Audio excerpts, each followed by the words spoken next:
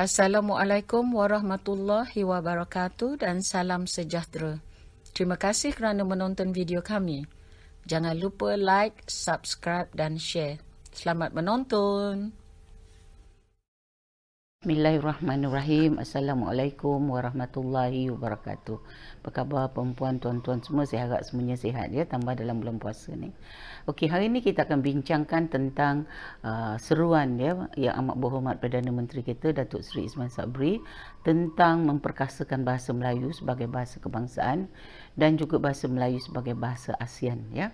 Saya rasa cadangan ini memang bagus dan memang baik seruan ini, dan ini memang pernah diwujudkan juga beberapa ketika dahulu, dan apabila sekarang orang dah terlupa dengan isu bahasa Melayu sebagai bahasa kebangsaan, maka ingatan yang amat berhormat Perdana Menteri itu adalah satu perkara yang sangat bagus dan sangat baik.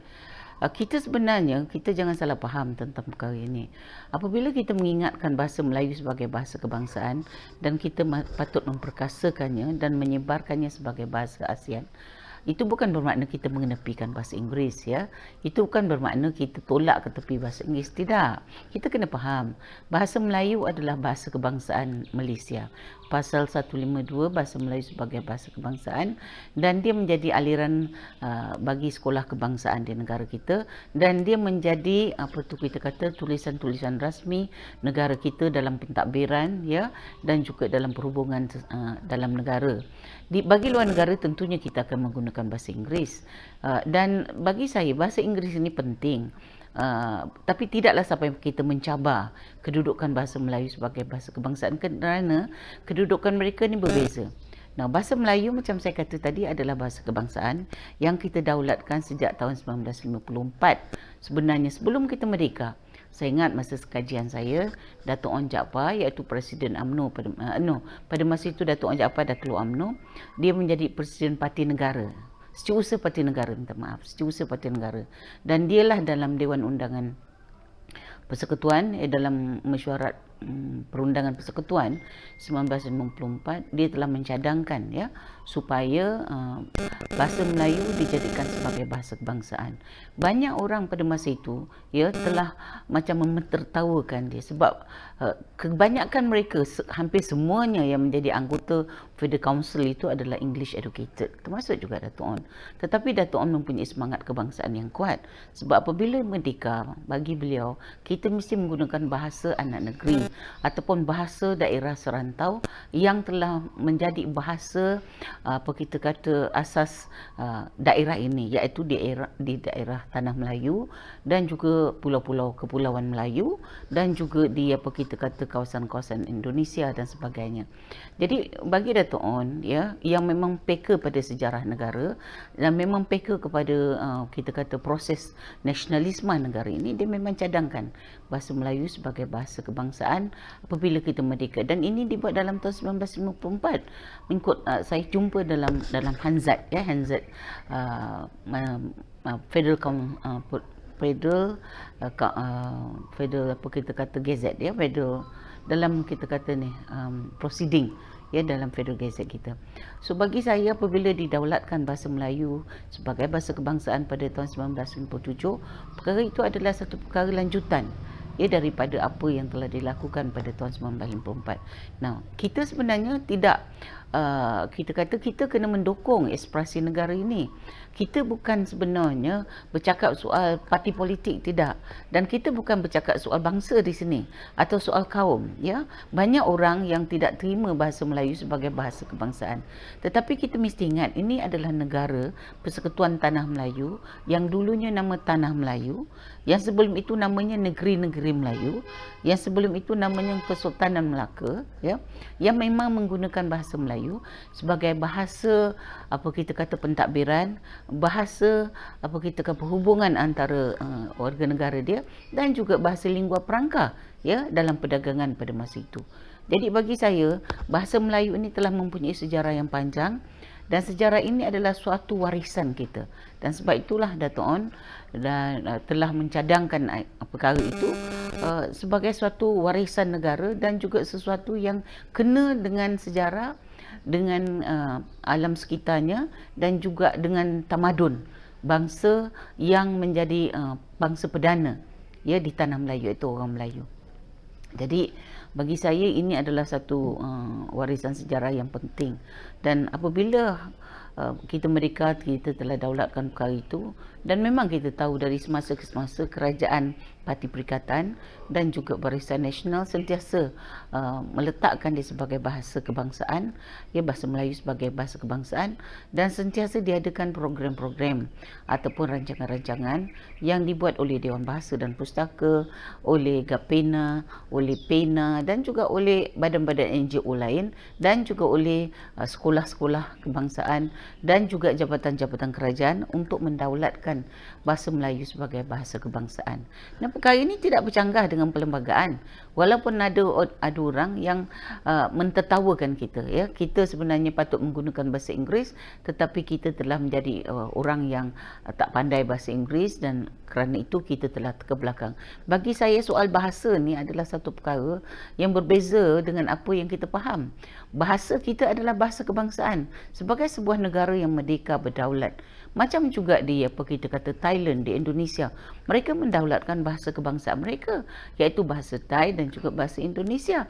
Sehingga apabila rakyat itu kita kata bercakap tentang negara mereka, mereka sangat bangga menggunakan bahasa ibunda, bahasa kebangsaan mereka. Cuba kita tengok Indonesia, ya. Sumpah Pemuda 1928 telah mengatakan satu bangsa, satu bahasa dan satu negara. Dan itu mereka laksanakan dalam masa mereka merdeka, ya. Dan ini dilaksanakan apabila Soekarno menutup semua sekolah-sekolah Cina, menutup semua surat khabar Cina, dan meletakkan undang-undang bahawa semua warga negara Indonesia mesti bertutur dalam bahasa Indonesia, dan mesti kita kata memasuki sekolah-sekolah Indonesia yang menggunakan bahasa Indonesia sebagai bahasa pengantar. Begitu jugalah universiti-universitinya yang bukan satu, beratus universiti di Indonesia. Dan ini tak ada masalah. Dan hari ini apabila kita lihat, walaupun dia keturunan Tionghoa, tetapi di rakyat Indonesia, dia bercakap dalam bahasa Indonesia. Tak ada kekok, tak ada apa. Jadi bagi saya, ini satu perkara yang telah dilaksanakan mengikut satu dasar kebangsaan yang dilaksanakan oleh kerajaan Indonesia, yang kemudian dilaksanakan, diikuti oleh sekolah kebangsaan. Dan sampai hari ini dia menjadi satu perkara yang sangat penting kerana dia dapat menyatu padukan semua warga negaranya dan melahirkan satu sistem pendidikan kebangsaan yang satu, iaitu sistem pendidikan kebangsaan gunakan bahasa Indonesia, dan dia dapat melahirkan suatu kesetiaan, suatu rasa patriotisme, ya, kepada negara dia, dan dia bangga jadi rakyat Indonesia. Tetapi itu bukan bermakna bahawa mereka tak boleh bercakap bahasa Inggeris. Saya percaya sekolah bahasa Inggeris di sana pun berjalan, sekolah swasta berjalan baik, dan kita dapati menteri-menterinya juga bertutur dalam bahasa Inggeris apabila perlu di luar negara, dan mereka fasih. Soekarno adalah seorang yang sangat fasih dalam bahasa Inggeris, walaupun dia seorang yang sangat berjiwa kebangsaan yang menyatukan 17,000 pulau Indonesia untuk menjadi satu negara, satu bangsa dan satu bahasa. Jadi bagi saya, walaupun itu bukan negara kita, tetapi kita sepatutnya sampai hari ini kita tidak curiga dengan bahasa kebangsaan kita yang telah kita daulatkan sejak kita merdeka, ya, pada tahun 1957. Dan bila kita bentuk Malaysia, dia tidak hilang darjatnya sebagai bahasa kebangsaan. Jadi oleh kerana itu, seruan yang berhormat Perdana Menteri kita adalah satu seruan yang mengingatkan kita kepada penggunaan bahasa Melayu sebagai bahasa kebangsaan, dan juga sebagai suatu cara untuk menyatukan kita dalam semua wadah, dalam semua kepentingan dan dalam semua urusan, supaya kita rakyat Malaysia bersatu dalam satu bahasa, dalam satu negara dan dalam satu bangsa, iaitu Malaysia. Negara Malaysia, bangsa Malaysia, satu bahasa, bahasa Melayu betul. Sebab itu dalam perlembagaan, tetapi kemudian Datuk Najib telah namakan bahasa Malaysia.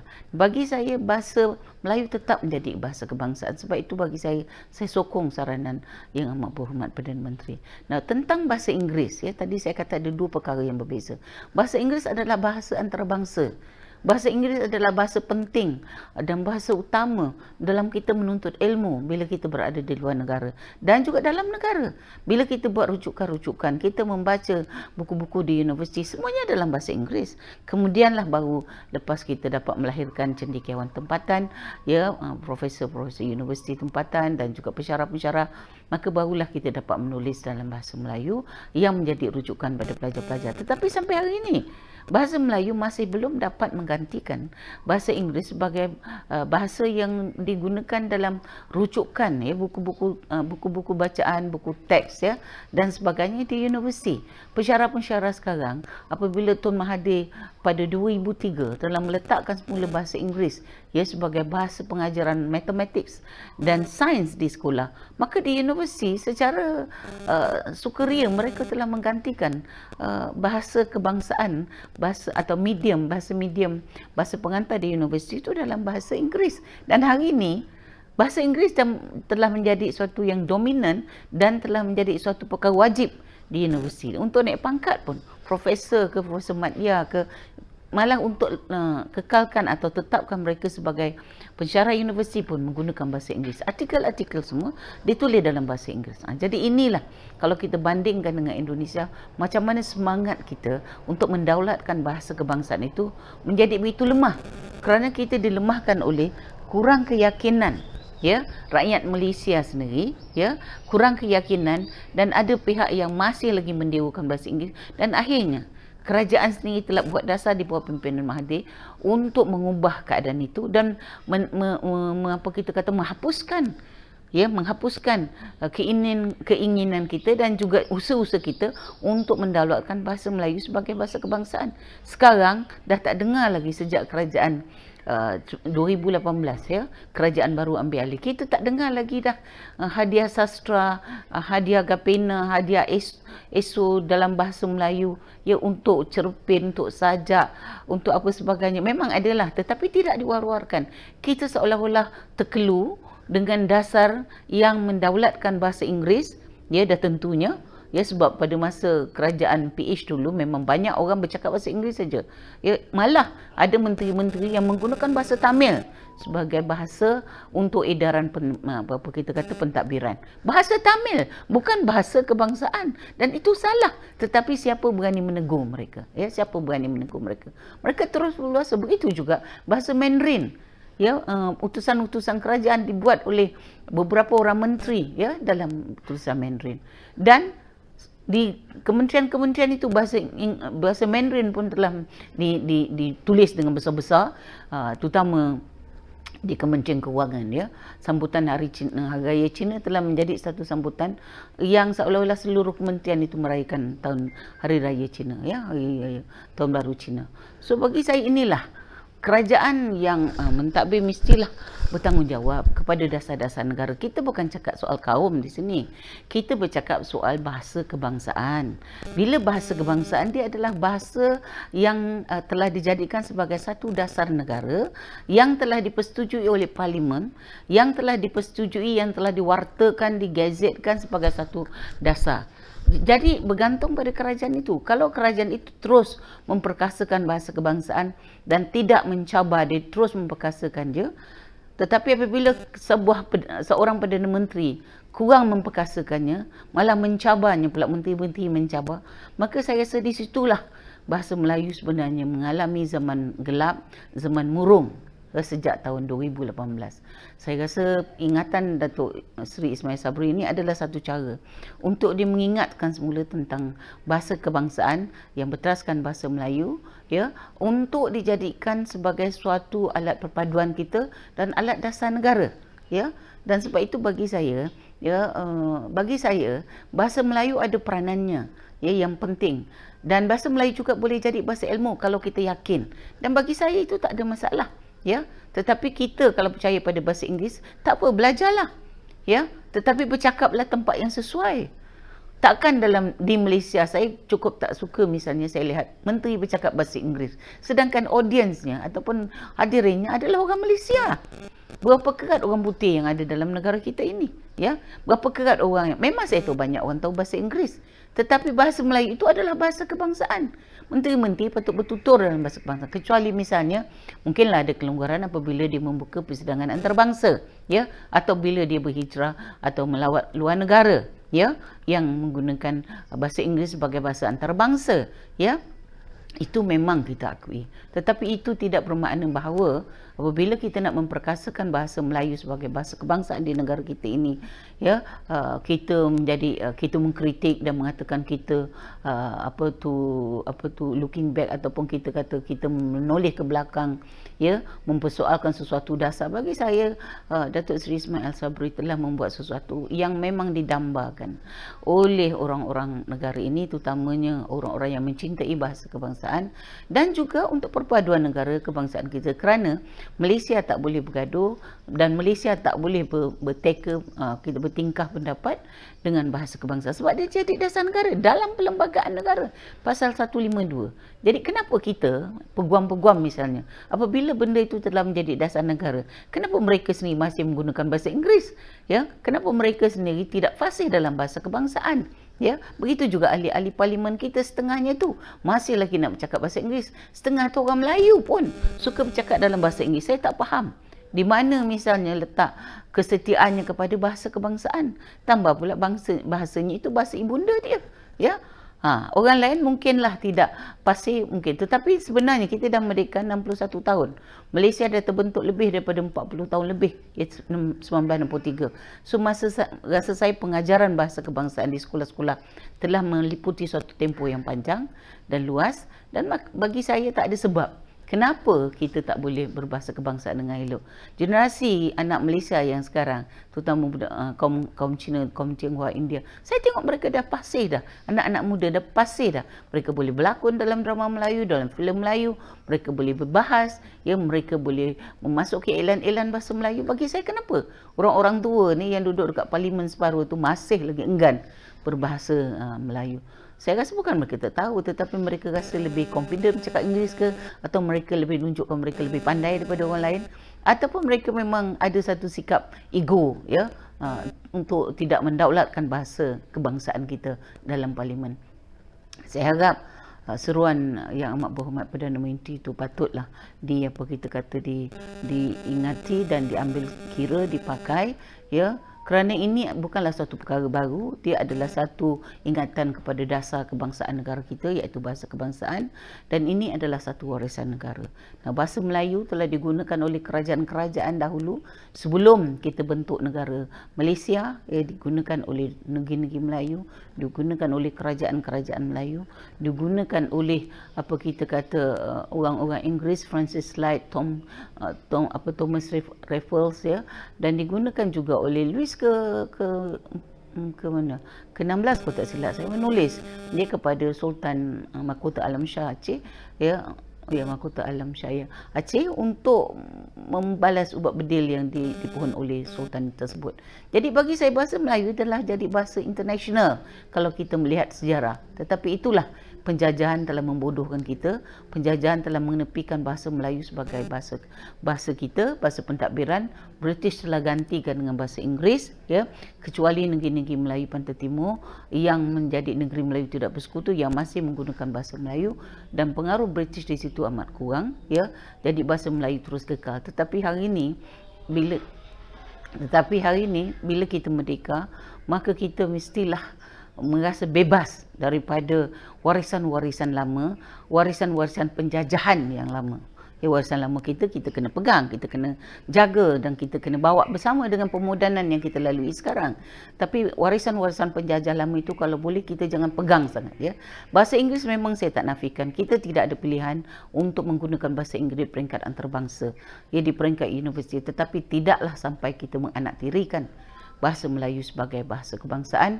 Dan di universiti saya harap kembalilah kepada dasar kebangsaan negara, iaitu menggunakan bahasa Melayu sebagai bahasa perantaraan di universiti-universiti, kerana bagi saya ilmu yang saya dapati dalam bahasa kebangsaan di Universiti Melaya itu tidak mengurangkan kebolehan saya, ya. Saya berterima kasih pada almarhum Profesor Kuki Kim, kerana dialah yang telah menengahkan bahasa Melayu sebagai bahasa pengantar di universiti, dan kami semua yang bersekolah Melayu, aliran Melayu, ya, dan juga orang-orang Melayu daripada luar bandar dapat mengikuti pelajaran di universiti dengan baik. Nah, itulah bagi saya Profesor Ku telah berjasa, ya, yang sangat besar, dan dia sangat penting. Walaupun dia bukan orang Melayu, tetapi dia sedar dasar kebangsaan negara ini, dan dia adalah satu-satunya kita kata nasionalis, seorang tokoh ya, negarawan yang mengenepikan soal perkauman tetapi menegakkan tentang sejarah Malaysia, yang berteraskan sejarah negeri-negeri Melayu dan juga yang menggunakan bahasa Melayu sebagai bahasa kebangsaan di negara kita. Jadi bagi saya, sejarah telah menunjukkan keagungan bangsa Melayu dan kita telah bahasa Melayu, kita telah pun meletakkan apa kita kata dasar itu dalam perlembagaan negara, kita letakkan dia sebagai dasar pendidikan kebangsaan, kita letakkan dia sebagai dasar pentadbiran negara, dan pada hari ini dia sepatutnya berlaku dengan natural, ya. Jadi ingatan yang amat berhormat Perdana Menteri itu adalah satu ingatan supaya kita jangan terlalu, mungkin dia ada satu strategi politik supaya dapat mendapat semula sokongan, ya, orang-orang Melayu yang mungkin berpecah-pecah, ya, kerana pilihan raya 2014 dahulu, ya, berpecah-pecah dalam beberapa banyak parti. Tetapi bagi saya itu politik. Tetapi bagi saya yang paling penting ialah bahasa Melayu sebagai bahasa kebangsaan itu dapat mencantumkan orang Melayu dalam satu dasar yang sama, dalam satu semangat yang sama, ya, dalam satu kebangsaan yang sama, iaitu kebangsaan Malaysia. Bagi negara Malaysia dengan bahasa kebangsaannya adalah bahasa Melayu. Terima kasih.